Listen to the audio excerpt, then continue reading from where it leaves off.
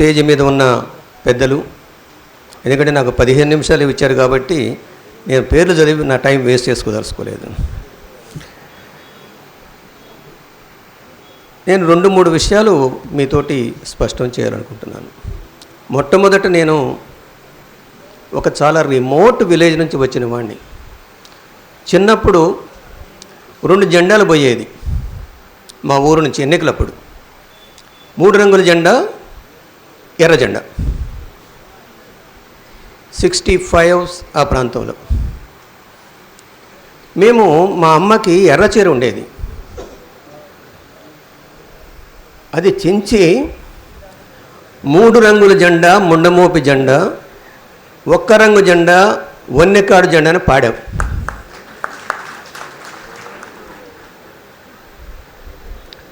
దురదృష్టం ఏమిటంటే ఈరోజు ఎర్ర జెండాలన్నీ కూడా విడిపోయి ఉన్నాయి. ఇది దురదృష్టకరమైన పరిణామం. ఎక్కడైతే మూర్ఖత్వం ఉంటుందో అక్కడే ఒక విస్ఫోటనం వస్తుందని చెప్పేసి శివారెడ్డి గారు చెప్పినటువంటి తిరుపతి వెంకటేశ్వర్లు అక్కడే ఉన్నాడు. రాడికల్ స్టూడెంట్స్ యూనియన్ కూడా అక్కడే బయలుదేరింది.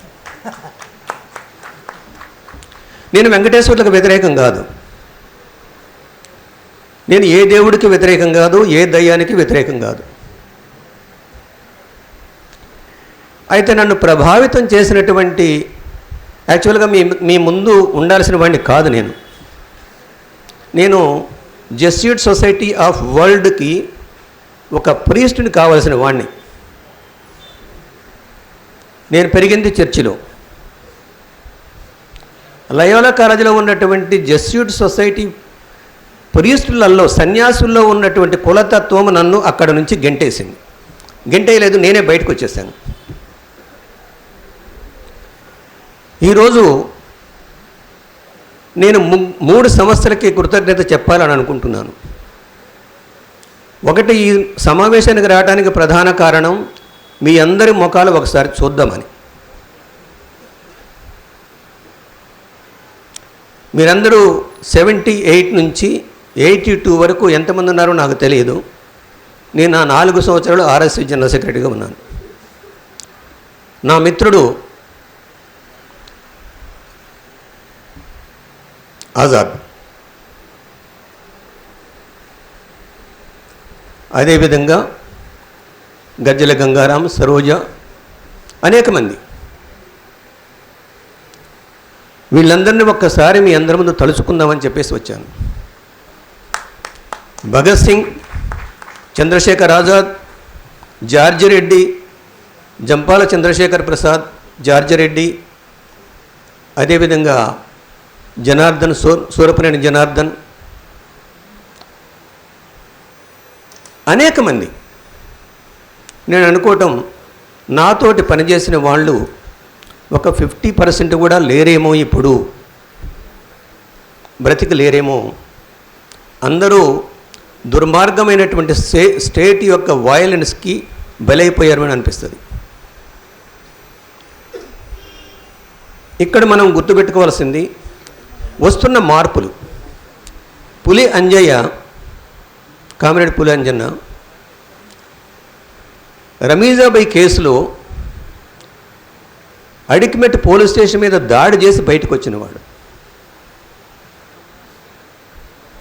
అప్పటికి తన ఆర్ఎస్యు అని నాకు తెలియదు. నేను జనరల్ సెక్రటరీ ఉన్నా కూడా ఆర్ఎస్యు అని తెలియదు. నన్ను ఆర్ఎస్యు వైపు నెట్టింది. ఆర్ఎస్యు వైపు నేను ఉస్మానియా మెడికల్ కాలేజీ జనరల్ సెక్రటరీగా ఉన్న తర్వాత ఆర్ఎస్యు వైపు నన్ను లాగింది ఎస్ఆర్ శంకరన్ గారి కేసు. ఎస్ఆర్ శంకరన్ గారి విషయంలో చెన్నారెడ్డి అవలంబిస్తున్నటువంటి కుట్రలకి మిగతా స్టూడెంట్స్ యూనియన్ మొత్తం కూడా సపోర్ట్ చేసింది. ఇది చాలా ట్రాజిక్ ఈవెంట్. అది ఆ టైంలో ఏ సంస్థ, ఏ విద్యార్థి యూనియన్, అప్పటికే నేను ఏఎస్ఎఫ్ తోటి, ఎస్ఎఫ్ఐ తోటి, పీడిఎస్సి తోటి, డిఎస్ఓ తోటి, వీళ్ళందరితోటి ఉన్నా నేను. నన్ను చివరిగా కలిసింది ఆర్ఎస్యు మిత్రుడు. ఆ దుర్మార్గులు ఇక్కడ ఉన్నారో లేదో నాకు తెలియదు, కానీ నన్ను ఇందులో దించారు. ఒకళ్ళు సత్యం ఉన్నాడా ఇక్కడ, ఆశ రాలేదు.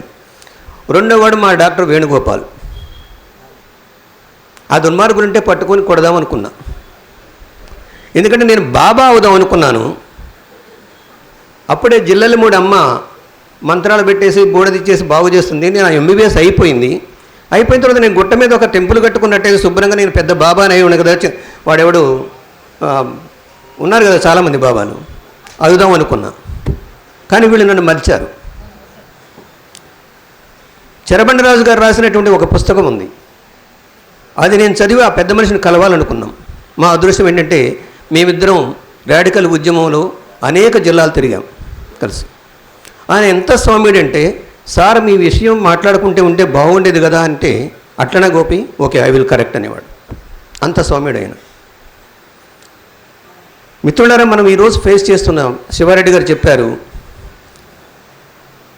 నక్సల్బరి నుంచి తెలంగాణకి పాదయాత్ర చేస్తున్నటువంటి ఒక దుర్మార్గుడు పరిపాలనలో ఉన్నాడు. మీ అందరికీ తెలుసో ఎవరు? 2004లో కాంగ్రెస్ పార్టీ చేసినటువంటి ఒక ఏమంటారు దాన్ని, అది అమాయకత్వమా లేదంటే వాళ్ళంతా ఒకటి కాబట్టి ఆ విధంగా ఉన్నారనేది కాకుండా, ఈరోజు మన మీద నెత్తి మీద తీసుకొచ్చినటువంటి ఈ ప్రభుత్వం ఏదైతే ఉందో సెంట్రల్ గవర్నమెంటు, అది నక్సల్బరి మాట లేకుండా వాడు తరం కాదు, ఇంపాసిబుల్. ఇక్కడ నేను 2-3 విషయాలు స్పష్టంగా, నాకు కొంచెం టైం ఇవ్వయి, నువ్వు నా మిత్రుడివి కదా. ఏంటంటే ఎల్పిజి వచ్చిన తర్వాత, సెకండ్ ఫేజ్ ఆఫ్ ఎల్పిజి వచ్చిన తర్వాత ప్రపంచం మొత్తం కూడా, ఇంతకుముందే మన హరగోపాల్ గారు చెప్పారు, ట్రంప్ ఎట్లయితే విర్రవీగుతున్నాడు గాజాను ఆక్రమిస్తానని చెప్పేసి, జాతీయ రాజ్యాలు నశించినయి అని నేను అనుకుంటున్నాను. 2000 తర్వాత నేషనల్ స్టేట్స్ ఎగ్జిస్టెన్స్ కోల్పోయినాయి. Now it is a global state. ఈ గ్లోబల్ స్టేట్ను మేనేజ్ చేసేది ఎవడంటే వరల్డ్ కాబూలివాలా. వాడు కనపడాడు మనకి. ఇప్పుడున్న మన సర్పంచ్ లాంటి వాళ్ళు మన ప్రైమ్ మినిస్టర్ కూడా, చీఫ్ మినిస్టర్ కూడా సర్పంచ్ లాంటి వాళ్ళే. ఈ గ్లోబల్ స్టేట్లో ప్రతి వాడు సామంతరాజులే. ఇది ఒకటి మిమ్మల్ని గమనించమని చెప్పేసి నేను కోరుతున్నా. దీని మీద నేను ఒక ఆర్టికల్ కూడా రాశాను ఆంధ్రజ్యోతిలో. రెండవది, ఎల్పిజి వచ్చిన తర్వాత జోసెఫ్ స్టిగ్లిన్, మీరు కొంచెం ప్రొనౌన్స్ చెప్పాలి, అతను ఒక మాట అంటాడు, LPG made the people of the world immoral. నీతి నిజాయితీ లేకుండా, సిగ్గు శరము లేకుండా పరిపాలించేటువంటి పాలకులు తయారు చేసింది అంటాడు తను. ఇది మనం గుర్తుపెట్టుకోవాలి. ఎల్పిజి యొక్క కాంట్రిబ్యూషన్ అది. తర్వాత 1980sలో ఉద్యమాల్లో పరిగెత్తుకుంటూ వచ్చినటువంటి మేము ఆర్ఎస్లో జాయిన్ అవుతాము, మేము పీడిఎస్లో జాయిన్ అవుతాము అనేటువంటి వాళ్ళు ఈరోజు రోజు రోజుకు తగ్గుతున్నారు. దీనికి కారణాలు మనం వెతకాలి. సమస్య ఎక్కడ ఉంటుందో పరిష్కారం కూడా అక్కడే ఉంటుంది. ఇది మనం గుర్తుపెట్టుకోవాలా. We believe in dialectical materialism, we believe in historical materialism. కాబట్టి సమస్య ఎక్కడ ఉంటుందో పరిష్కారం అక్కడ ఉంటుంది. ఆ పరిష్కారాన్ని వెతికేటువంటి దాంట్లోకి మనం వెళ్ళాలి. కాబట్టి ఇండియాలో మనం ఉన్నాం కాబట్టి యూరోపియన్ హిస్టారికల్ మెటీరియలిజం అనేది ఇండియాకు వర్తించదు అని చెప్పేసి నేను స్ట్రాంగ్గా నమ్ముతున్నాను, చాలా స్ట్రాంగ్గా. Indian historical materialism is different from European historical materialism, African historical materialism. Adilabad historical materialism is different from Khammam historical materialism. మనం దీంట్లోకి వెళ్ళాల్సిన అవసరం ఉందని చెప్పేసి నేను ఫీల్ అవుతున్నాను. దీని గురించి ఆలోచించుతారని చెప్పేసి నేను, you may differ with me, we have a right to differ, I respect your difference of opinion. మూడో విషయం ఏంటంటే, కమ్యూనిస్ట్ పార్టీలో నేను స్టూడెంట్ వింగ్లో ఉన్నప్పుడు నీకు ఒక ఎక్స్పీరియన్స్ చెప్తాను. నేను ఉస్మానియా మెడికల్ కాలేజీ జనరల్ సెక్రటరీగా ఉన్నప్పుడు నన్ను స్టూడెంట్స్ యూనియన్స్ అన్నీ కూడా మావాడే అనుకున్నారు. ట్రూ. అయితే అక్కడ ఎంత ఇంటాలరెన్స్ నాకు కనపడ్డది అంటే, ఒక స్టూడెంట్ యూనియన్ మీటింగ్కి వెళితే ఇంకొక స్టూడెంట్ యూనియన్ రానియకపోయేది. ఇది కమ్యూనిస్టులకు ఉన్నటువంటి I'm sorry to use the word, communist పార్టీలు అన్నిటికీ ఉన్నటువంటి ట్యూబులర్ విజన్ అని చెప్పేసి నేను అనుకుంటున్నాను. ఇట్స్ అ ట్యూబులర్ విజన్, ఒక స్వరంగ దృష్టి. నీ గోలు ఒకటైనప్పుడు, నీ గోలు ఫ్యాసిస్టు ప్రభుత్వాలకి, ఫ్యాసిస్టు రూల్కి, ఫ్యాసిస్టు రిలీజియన్కి వ్యతిరేకంగా మాట్లాడుతున్నప్పుడు అందరిని కలుపుకొని పోవాల్సినటువంటి బాధ్యత ఉందా లేదా? ఎప్పటికైనా ఈరోజు ఆర్ఎస్యూలో పనిచేసినటువంటి, పీడిఎస్లో పనిచేసిన ప్రదీప్ లాంటి వాళ్ళు, వీళ్ళందరూ కూడా ఆలోచించవలసిన అవసరం ఉన్నది. Let us unite. ఈ దేశంలో ఉన్నటువంటి కమ్యూనిస్టులు, ఈ దేశంలో ఉన్నటువంటి విప్లవకారులు, ఈ దేశంలో ఉన్నటువంటి రేషనలిస్టులు, ఈ దేశంలో ఉన్నటువంటి సామాన్య ప్రజలు, వీళ్ళు మొత్తం కలిపితే 93 to 97% ఉంటారు. కాబట్టి వీళ్ళందరినీ యునైట్ చేయాల్సినటువంటి బాధ్యత ఎవరిది? ప్రొఫెసర్ హరగోపాల్ గారు 8 years, ఇందాకనైతే జగన్మోహన్ సింగ్ గారు 8 years అన్నారు. సో ఈ పెద్ద మనుషులు ఇక్కడ ముందు కూర్చున్నటువంటి కర్రలు పట్టుకుని వచ్చిన వాళ్ళు కూడా వాళ్ళ అభిమానాన్ని చూసి మనం నేర్చుకోవాల్సిన అవసరం ఉంది. ఈ సమాజం పట్ల వాళ్ళ అభిమానం, ఇది గుర్తుపెట్టుకోవాలి. దురదృష్టం ఏమిటంటే ఈరోజు యూనివర్సిటీలలో ప్రతి కుల సంఘం కూడా ఏదో ఒక దొంగల మూటకి అటాచ్ అయి ఉన్నది. ఇది వాస్తవమా కాదా? ప్రతి కుల సంఘం కూడా అది అటాచ్ అయి ఉన్నది. దాని నుంచి వాళ్ళని బయటపడేసేటువంటి ఒక మార్గం వెతకాలి. దీనికి ఫస్ట్ స్టెప్ ఏమిటంటే ఇంటాలరెన్స్ని తగ్గించటం, నెగిటివ్గా ఉన్నవాడిని న్యూట్రల్గా చేయటం, న్యూట్రల్గా ఉన్నవాడిని మన వైపున ఆలోచించడం, ఇది ఒకటి తీసుకోవాల్సిన అవసరం ఉంది.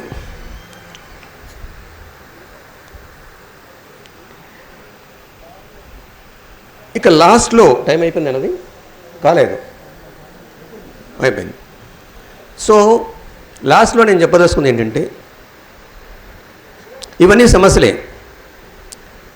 ఉదయం ఒక నిర్ణయం తీసుకుంటే సాయంత్రం ఆ నిర్ణయం మారిపోతుంది. ఒక తల్లి కడుపున పుట్టిన బిడ్డలే ఒకరినొకరిని చంపుకుంటున్నారు ఆస్తుల కొరకు.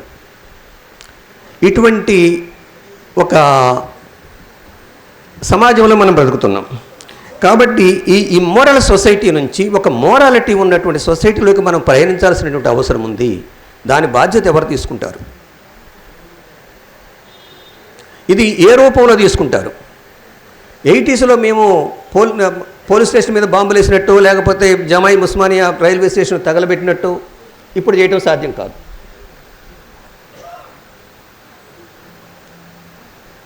నాకు చాలా ఎక్స్పీరియన్సెస్ ఉన్నాయి 4 సంవత్సరాలలో. ఈ ఎక్స్పీరియన్స్ అంతా కూడా మీ ముందు పెడితే వాళ్ళు పోలీసులు ఇమ్మీడియట్గా నాకు అక్కడే గేట్లో అరెస్ట్ చేస్తారు. నేను చెప్పదలుచుకోలేదు. చాలా విషయాలు చేశాం. కానీ ఇప్పుడు దానికి ఇప్పుడున్నటువంటి youth mind, student mind is not prepared. దాన్ని అర్థం చేసుకోవాల్సిన అవసరం ఉంది. సోషల్ ట్రాన్స్ఫర్మేషన్ జరగాలనుకున్న వాళ్ళు, ఈ సమాజం బాగుపడాలనుకున్న వాళ్ళు, మనమందరం కూడా కలిసి యునైటెడ్గా ఒక రెసిస్టెన్స్ ఇవ్వాల్సిన అవసరం ఉంది. ఈ రెసిస్టెన్స్ అనేది it may not be radical, it may not be ML party, it may not be Marxism, Leninism, Maoism, it may not be. ఈరోజు ఆర్ఎస్ఎస్ శాఖలు 300 శాఖలు చూస్తే వేణుగోపాల్ చెప్తాడు, వీక్షణ వేణుగోపాలు, 65 లక్షల సైన్యం వాళ్ళకు ఉంది. మన దగ్గర ఎంత ఉంది? ఈ 65 లక్షల సైన్యాన్ని నాకు ఆశ్చర్యం వేస్తుంది. మన మా ఊరు వెళ్తే చాలా రిమోట్ విలేజ్ అది, అక్కడ జై శ్రీరామ్ అని స్లోగన్స్ ఉన్నాయి. చాలా రిమోట్ విలేజ్ అది, ఎడ్యుకేషన్ నిల్. ఆ ఊళ్ళో నుంచి ఫస్ట్ 10th క్లాస్ పాస్ అయింది నేనే. కాబట్టి మిత్రులారా, ఎంతవరకు పోతున్నారు వీళ్ళు? ఈ ఫ్యాసిస్ట్ ఫోర్సెస్ యొక్క టెంటకిల్స్, విషకౌగలి ఎంతవరకు పోతుందనేది మనం అందరం ఆలోచించాల్సిన అవసరం ఉంది. దానికి ఫస్ట్ ప్రపోజల్ నేను మీ ముందు పెట్టేది ఏమిటంటే, ఏఎస్ఎఫ్ నుంచి ఆర్ఎస్యు వరకు ఉన్నటువంటి వాళ్ళు, ASF, SFI, PDSU, DSO, RSU, ఇందులో పనిచేసినటువంటి ఈ minds is a valuable minds, knowledgeable minds, ఇవన్నీ కలిసి మళ్ళీ ఎక్కడే కూర్చోవాలని చెప్పేసి నేను ప్రదీప్ గారికి వీళ్ళందరికీ అప్పీల్ చేస్తున్నాను. అదేవిధంగా నేను ఖమ్మం నుంచి వచ్చాను. ఖమ్మంలో సిపిఐకి సిపిఎంకి థియరిటికల్గా డిఫరెన్స్ ఏం లేదు. రాజకీయ పరంగా ఎన్నికలలో కూడా ఏమాత్రం డిఫరెన్స్ లేదు. But why they are differing? అదేవిధంగా సిపిఐ, సిపిఎం అండ్ ఎంఎల్ పార్టీకి, వీళ్ళందులో ఉన్న ఎంఎల్ పార్టీ కూడా డిఫరెన్స్ ఏం లేదు. వాళ్ళు ఎన్నికల్లో పాల్గొంటారు, వీళ్ళు ఎన్నికల్లో పాల్గొంటారు. వాళ్ళు కులాన్ని ఉపయోగిస్తారు, వీళ్ళు కులాన్ని ఉపయోగిస్తారు. వాళ్ళు దొంగ ఓట్లు వేపిస్తారు, బైఫోర్స్గా వీళ్ళు దొంగ ఓట్లు వేపిస్తారు. మరి వీళ్ళ మధ్యన ఉన్నటువంటి డిఫరెన్స్ ఏమిటి? ఒకడు పిలిస్తే ఇంకొకటి రాడు. మేము భారత బచావో పెట్టినప్పుడు there is the first time in Indian communist history 11th and 12th of March 2023 అప్పుడు అన్ని ఎంఎల్ పార్టీ గ్రూపులన్నీ వచ్చేసి సిపిఐతో సహా, సిపిఎంతో సహా వచ్చి స్టేజ్ మీద కూర్చున్నారు. ఒక సీనియర్ కామ్రేడ్ చెప్పాడు నాకు, ఇది ఫస్ట్ టైం సార్ మేమంతా కూడా ఇక్కడ కూర్చోవటం అని చెప్పేసి. మిత్రులారా, మన ముందున్నటువంటి చాలా ప్రమాదకరమైనటువంటి సమస్య ఉన్నది. ఆ ప్రమాదకరమైన సమస్య ప్రశ్న గొంతును నొక్కేయటం. నువ్వు ఏ పార్టీకి అటాచ్డ్ అనేది వాడికి అనవసరం. గౌరీ లంకేష్ని, కల్బుర్గిని, పనసారిని వీళ్ళందరూ ఎట్లా చంపారు? కాబట్టి మనం ఒక ఎజెండా తయారు చేసుకోవాలి. మన భాష మారాలి, మన అప్రోచ్ మారాలి. వాడు ఇచ్చిన ఎజెండాని మనం ఇంప్లిమెంట్ చేయొద్దు. ఫ్యాసిస్ట్ ఫోర్సెస్ ఇచ్చిన ఎజెండా ఏమిటంటే డివైడ్ అండ్ రూల్ అనేది వాళ్ళ పాలసీ. మన ఫిలసాఫికల్ ఎనిమీ ఎవడో మనం గుర్తుపెట్టాలి, మన ఫిజికల్ ఎనిమీ ఎవడో గుర్తుపెట్టాలి. దీన్ని గుర్తుపెట్టడానికి మొట్టమొదట enlightened minds should SIT. I request the RSU to ASF వీళ్ళందరూ కూడా అప్పుడు ఆ కాలంలో 80s 90sలో పనిచేసినటువంటి ఈ మేధావి వర్గం మొత్తం కూడా, మీరు ఎక్కడైనా ఉండండి, మీరు వ్యాపారాలు చేస్తున్నారా, డాక్టర్ చేస్తుండ్రా, వకీల్ చేస్తుండ్రా, లేదంటే రౌడీజం చేస్తుండ్రా, పక్కన పెట్టండి, వచ్చేసి కూర్చోండి. ఇక్కడ కూర్చొని ఒక united front from the people's resistance ఫ్రంట్ని ఒకదాన్ని తయారు చేద్దాం. పీపుల్స్ రెసిస్టెన్స్ ఫోర్స్ తయారు చేసి దాన్ని గైడ్లైన్ చేద్దాము, యూత్ని అట్రాక్ట్ చేద్దాము. యూత్ ఈరోజు అసలు ఇండియాలో మేజర్ ప్రాబ్లం ఏంటంటే అన్ఎంప్లాయ్మెంట్.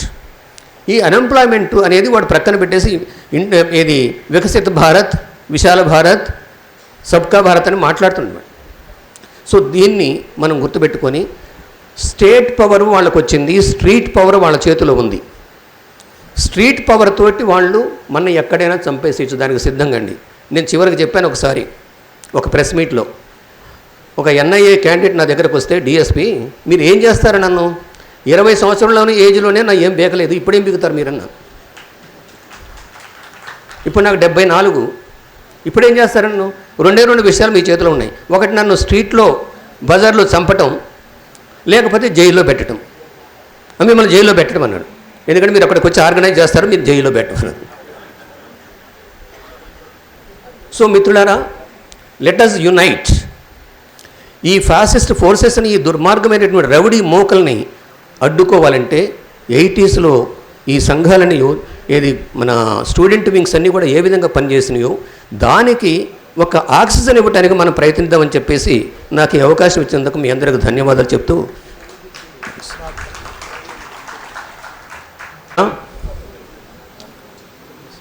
స్టేజ్ మీద ఉన్న పెద్దలు, ఎందుకంటే నాకు 15 నిమిషాలు ఇచ్చారు కాబట్టి నేను పేర్లు చదివి నా టైం వేస్ట్ చేసుకోదలుచుకోలేదు.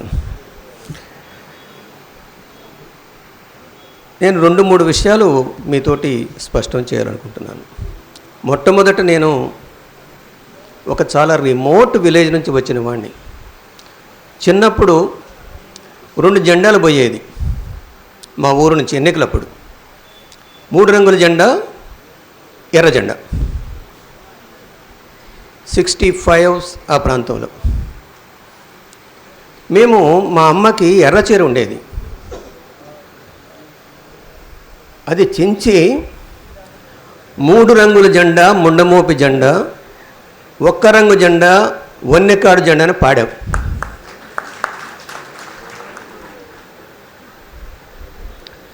దురదృష్టం ఏమిటంటే ఈరోజు ఎర్ర జెండాలన్నీ కూడా విడిపోయి ఉన్నాయి. ఇది దురదృష్టకరమైన పరిణామం. ఎక్కడైతే మూర్ఖత్వం ఉంటుందో అక్కడే ఒక విస్ఫోటనం వస్తుందని చెప్పేసి శివారెడ్డి గారు చెప్పినటువంటి తిరుపతి వెంకటేశ్వర్లు అక్కడే ఉన్నాడు. రాడికల్ స్టూడెంట్స్ యూనియన్ కూడా అక్కడే బయలుదేరింది. నేను వెంకటేశ్వర్లకు వ్యతిరేకం కాదు, నేను ఏ దేవుడికి వ్యతిరేకం కాదు, ఏ దయ్యానికి వ్యతిరేకం కాదు. అయితే నన్ను ప్రభావితం చేసినటువంటి, యాక్చువల్గా మీ ముందు ఉండాల్సిన వాడిని కాదు నేను జెస్యూట్ సొసైటీ ఆఫ్ వరల్డ్కి ఒక ప్రీస్టుని కావాల్సిన వాడిని. నేను పెరిగింది చర్చిలో. లయోలా కాలేజీలో ఉన్నటువంటి జెస్యూట్ సొసైటీ ప్రీస్టులలో, సన్యాసుల్లో ఉన్నటువంటి కులతత్వం నన్ను అక్కడ నుంచి గెంటేసింది. గెంటేయలేదు, నేనే బయటకు వచ్చేసాను. ఈరోజు నేను 3 సమస్యలకి కృతజ్ఞత చెప్పాలని అనుకుంటున్నాను. ఒకటి, ఈ సమావేశానికి రావడానికి ప్రధాన కారణం మీ అందరి ముఖాలు ఒకసారి చూద్దామని. మీరందరూ 78 నుంచి 82 వరకు ఎంతమంది ఉన్నారో నాకు తెలియదు. నేను నా 4 సంవత్సరాలు ఆర్ఎస్సీ జనరల్ సెక్రటరీగా ఉన్నాను. నా మిత్రుడు ఆజాద్, అదేవిధంగా గజ్జల గంగారాం, సరోజ, అనేక మంది. వీళ్ళందరినీ ఒక్కసారి మీ అందరి ముందు తలుచుకుందామని చెప్పేసి వచ్చాను. భగత్ సింగ్, చంద్రశేఖర్ ఆజాద్, జార్జి రెడ్డి, జంపాల చంద్రశేఖర్ ప్రసాద్, జార్జి రెడ్డి, అదేవిధంగా జనార్దన్, సూరపనేని జనార్దన్, అనేక మంది. నేను అనుకోవటం, నాతోటి పనిచేసిన వాళ్ళు ఒక 50% కూడా లేరేమో, ఇప్పుడు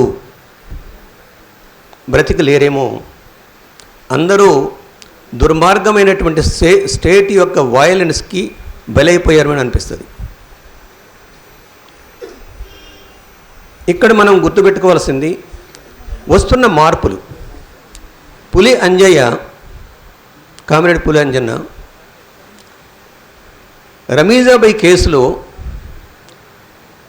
అడికిమెట్ పోలీస్ స్టేషన్ మీద దాడి చేసి బయటకు వచ్చినవాడు. అప్పటికి తన ఆర్ఎస్యు అని నాకు తెలియదు.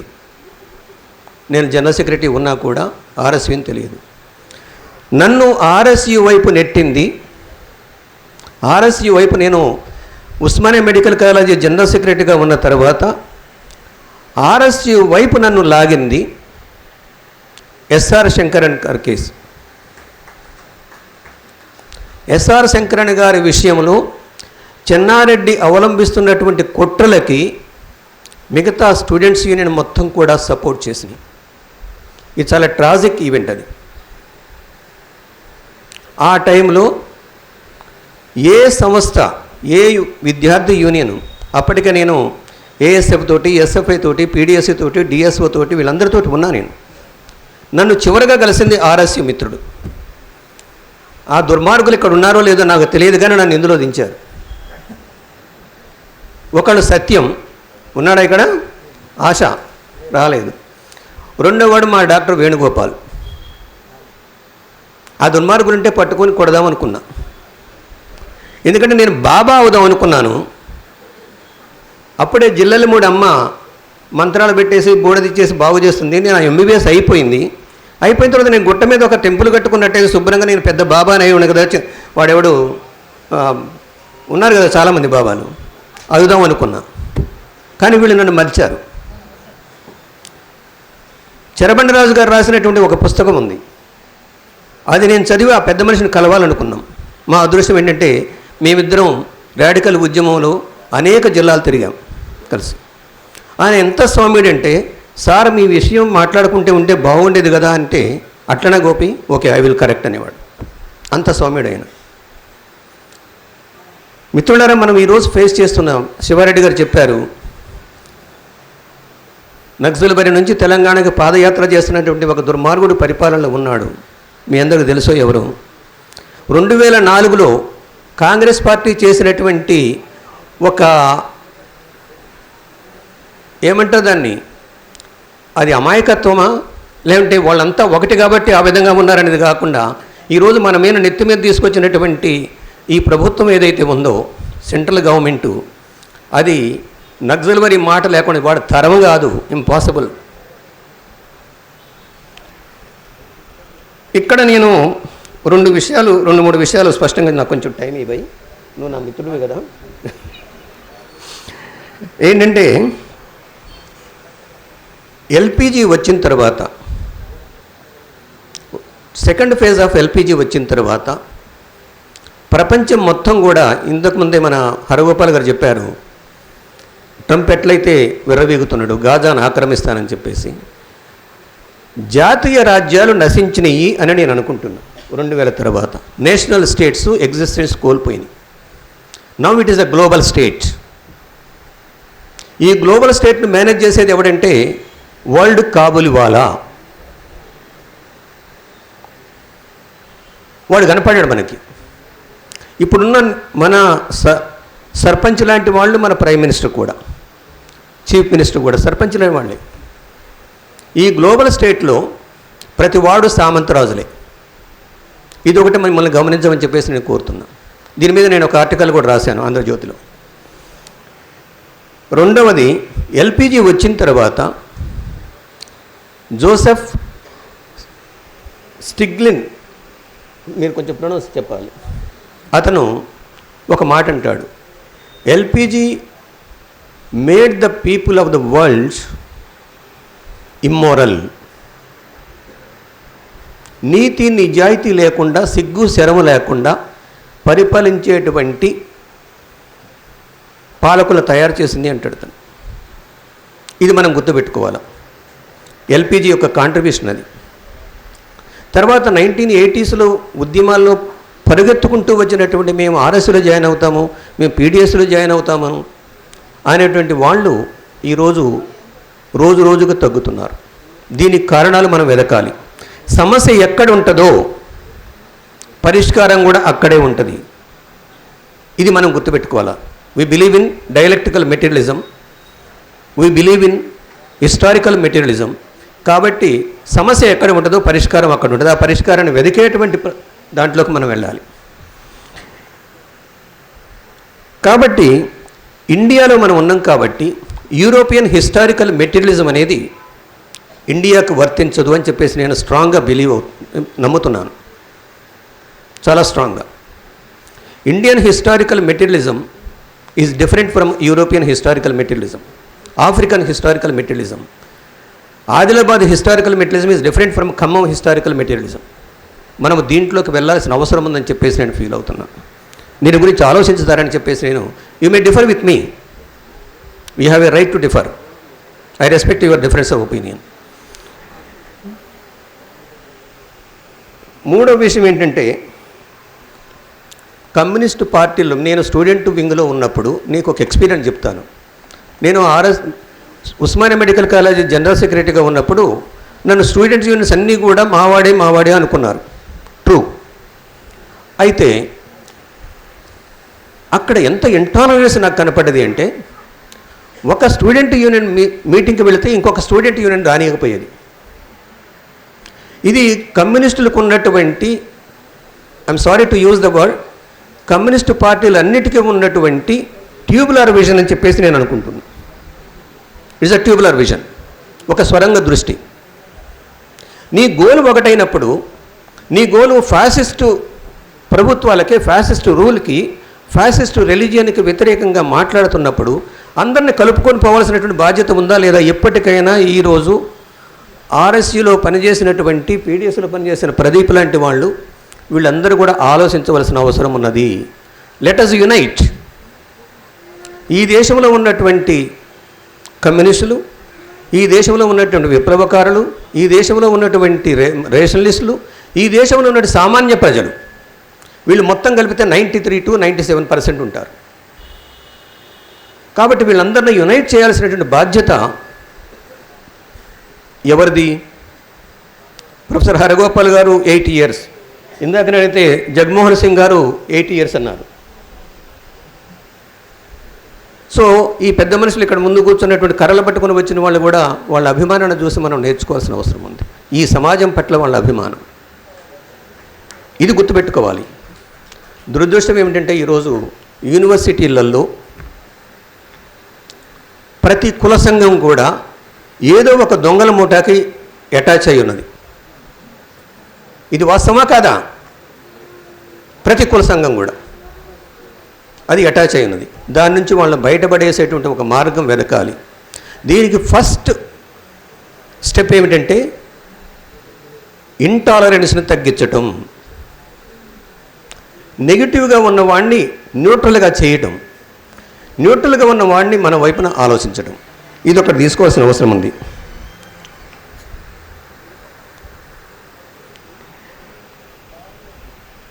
ఇక లాస్ట్లో టైం అయిపోయింది అన్నది కాలేదు, అయిపోయింది. సో లాస్ట్లో నేను చెప్పదలుచుకుంది ఏంటంటే ఇవన్నీ సమస్యలే. ఉదయం ఒక నిర్ణయం తీసుకుంటే సాయంత్రం ఆ నిర్ణయం మారిపోతుంది. ఒక తల్లి కడుపున పుట్టిన బిడ్డలే ఒకరినొకరిని చంపుకుంటున్నారు ఆస్తుల కొరకు. ఇటువంటి ఒక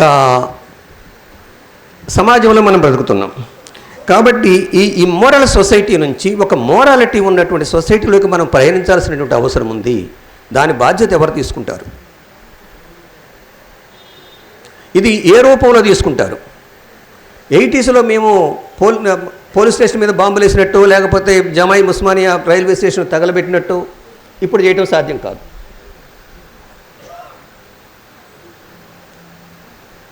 నాకు చాలా ఎక్స్పీరియన్సెస్ ఉన్నాయి 4 సంవత్సరాలలో. ఈ ఎక్స్పీరియన్స్ అంతా కూడా మీ ముందు పెడితే వాళ్ళు పోలీసులు ఇమీడియట్గా నాకు అక్కడే గేట్లో అరెస్ట్ చేస్తారు. నేను చెప్పదలుచుకోలేదు. చాలా విషయాలు చేశాం. కానీ ఇప్పుడు దానికి ఇప్పుడున్నటువంటి youth mind, student mind is not prepared. దాన్ని అర్థం చేసుకోవాల్సిన అవసరం ఉంది. సోషల్ ట్రాన్స్ఫర్మేషన్ జరగాలనుకున్న వాళ్ళు, ఈ సమాజం బాగుపడాలనుకున్న వాళ్ళు, మనమందరం కూడా కలిసి యునైటెడ్గా ఒక రెసిస్టెన్స్ ఇవ్వాల్సిన అవసరం ఉంది. ఈ రెసిస్టెన్స్ అనేది it may not be radical, it may not be ML party, it may not be Marxism, Leninism, Maoism, it may not be. ఈరోజు ఆర్ఎస్ఎస్ శాఖలు 300 శాఖలు చూస్తే వేణుగోపాల్ చెప్తాడు, వీక్షణ వేణుగోపాలు, 65 లక్షల సైన్యం వాళ్ళకుంది.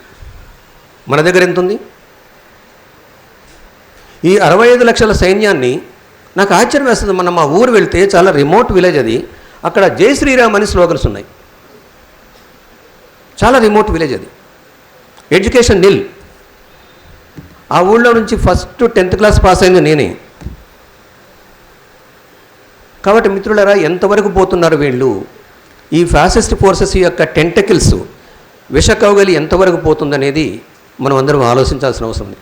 దానికి ఫస్ట్ ప్రపోజల్ నేను మీ ముందు పెట్టేది ఏమిటంటే, ఏఎస్ఎఫ్ నుంచి ఆర్ఎస్యు వరకు ఉన్నటువంటి వాళ్ళు, ASF, SFI, PDSU, DSO, RSU, ఇందులో పనిచేసినటువంటి ఈ minds is a valuable minds, knowledgeable minds, ఇవన్నీ కలిసి మళ్ళీ ఎక్కడే కూర్చోవాలని చెప్పేసి నేను ప్రదీప్ గారికి వీళ్ళందరికీ అప్పీల్ చేస్తున్నాను. అదేవిధంగా నేను ఖమ్మం నుంచి వచ్చాను. ఖమ్మంలో సిపిఐకి సిపిఎంకి థియరిటికల్గా డిఫరెన్స్ ఏమి లేదు. రాజకీయ పరంగా ఎన్నికలలో కూడా ఏమాత్రం డిఫరెన్స్ లేదు. But why they are differing? అదేవిధంగా సిపిఐ, సిపిఎం అండ్ ఎంఎల్ పార్టీకి, వీళ్ళందులో ఉన్న ఎంఎల్ పార్టీ కూడా డిఫరెన్స్ ఏమి లేదు. వాళ్ళు ఎన్నికల్లో పాల్గొంటారు, వీళ్ళు ఎన్నికల్లో పాల్గొంటారు. వాళ్ళు కులాన్ని ఉపయోగిస్తారు, వీళ్ళు కులాన్ని ఉపయోగిస్తారు. వాళ్ళు దొంగ ఓట్లు వేపిస్తారు బైఫోర్స్గా, వీళ్ళు దొంగ ఓట్లు వేపిస్తారు. మరి వీళ్ళ మధ్యలో ఉన్నటువంటి డిఫరెన్స్ ఏమిటి? ఒకడిని పిలిస్తే ఇంకొకటి రాడు. మేము భారత బచావో పెట్టినప్పుడు there is the first time in Indian communist history 11th and 12th of March 2023 అప్పుడు అన్ని ఎంఎల్ పార్టీ గ్రూపులన్నీ వచ్చేసి సిపిఐతో సహా, సిపిఎంతో సహా వచ్చి స్టేజ్ మీద కూర్చున్నారు. ఒక సీనియర్ కామ్రేడ్ చెప్పాడు నాకు, ఇది ఫస్ట్ టైం సార్ మేమంతా కూడా ఇక్కడ కూర్చోవటం అని చెప్పేసి. మిత్రులారా, మన ముందున్నటువంటి చాలా ప్రమాదకరమైనటువంటి సమస్య ఉన్నది. ఆ ప్రమాదకరమైన సమస్య ప్రశ్న గొంతును నొక్కేయటం. నువ్వు ఏ పార్టీకి అటాచ్డ్ అనేది వాడికి అనవసరం. గౌరీ లంకేష్ని, కల్బుర్గిని, పనసారిని వీళ్ళందరూ ఎట్లా చంపారు? కాబట్టి మనం ఒక ఎజెండా తయారు చేసుకోవాలి. మన భాష మారాలి, మన అప్రోచ్ మారాలి. వాడు ఇచ్చిన ఎజెండాని మనం ఇంప్లిమెంట్ చేయొద్దు. ఫ్యాసిస్ట్ ఫోర్సెస్ ఇచ్చిన ఎజెండా ఏమిటంటే డివైడ్ అండ్ రూల్ అనేది వాళ్ళ పాలసీ. మన ఫిలసాఫికల్ ఎనిమీ ఎవడో మనం గుర్తుపెట్టాలి, మన ఫిజికల్ ఎనిమీ ఎవడో గుర్తుపెట్టాలి. దీన్ని గుర్తుపెట్టడానికి మొట్టమొదట ఎన్లైటెండ్ మైండ్స్ షుడ్ సిట్.